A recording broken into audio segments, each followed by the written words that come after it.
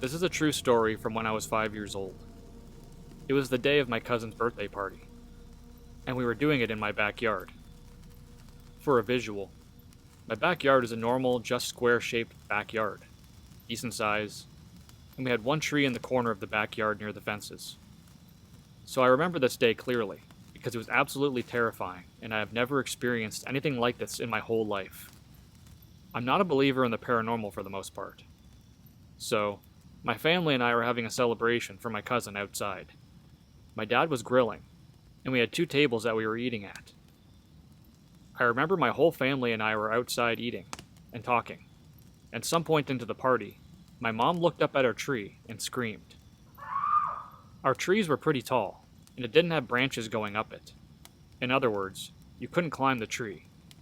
My mom screamed, and we all looked at the tree. I will never forget what I saw for the rest of my life.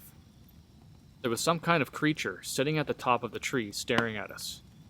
It was black, and had huge, whitish yellow eyes. It almost looked human, but the way it was crouched and the way it moved did not look human. I remember the feeling in my body that it wasn't a human being. It didn't look like any animal I could ever recognize. The best I can describe is like a black skinwalker crouching in our tree. And the scariest part of this was its eyes. I have never seen eyes like that. It had these huge, bright eyes, like lights, staring at us like a demon. These eyes were so bright and piercing that it wasn't the eyes of an animal. I felt in my soul that this thing was evil, and I don't know if it planned to hurt us, or what it even wanted. It had been watching us the whole party.